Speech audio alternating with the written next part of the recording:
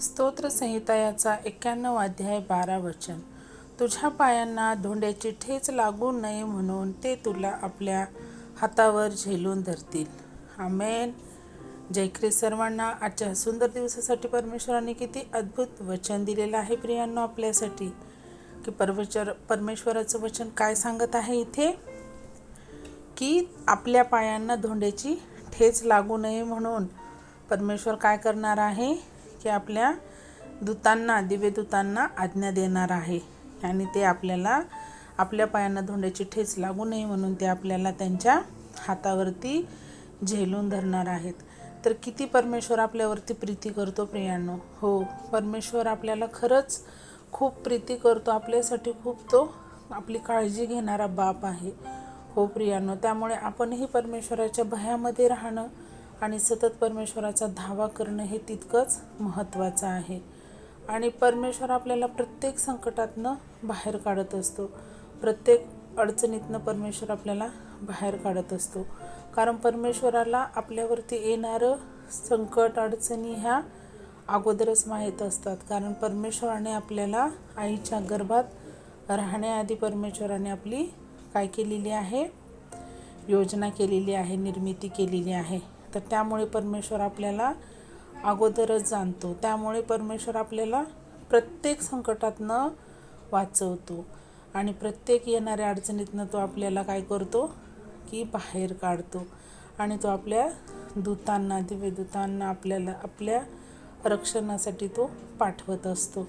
हो, आणि वचन एका ठिकाणी असं सुद्धा सांगतं, की जेव्हा येशू ख्रिस्ताचं स्वर्गारोहण होणार होतं तेव्हा शिष्यांनी प्रश्न विचारला परमेश्वराला, की जेव्हा तुम्ही जासाल तर आम्ही कोणाकडे पाहायचं, किंवा आम्ही आमचं सुखदुःख हे कोणाला सांगायचं.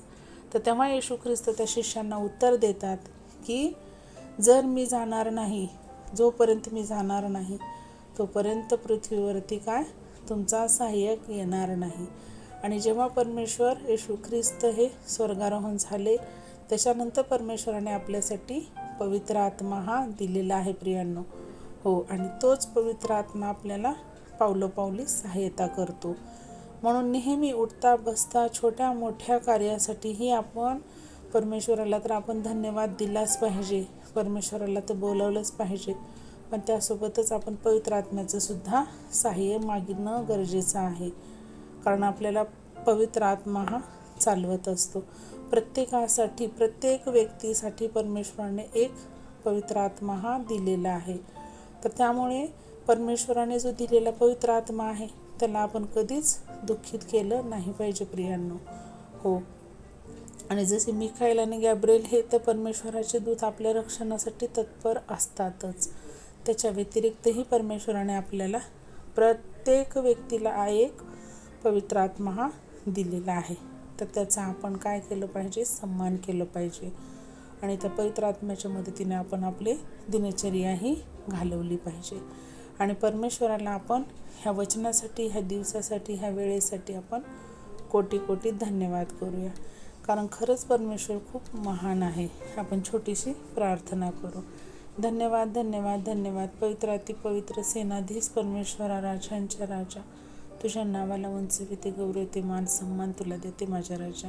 हो परमेश्वरा, किती अद्भुत वचन दिलं आहेस माझ्या बापा, की आमच्या पावलांना दोंड्याची ठेच लागू नये म्हणून तू तुझे दिव्यदूत तिथे पाठवणार आहेस परमेश्वरा. हो, आणि ते दिव्यदूत आम्हाला त्यांच्या हातावरती झेलून धरणार आहेत.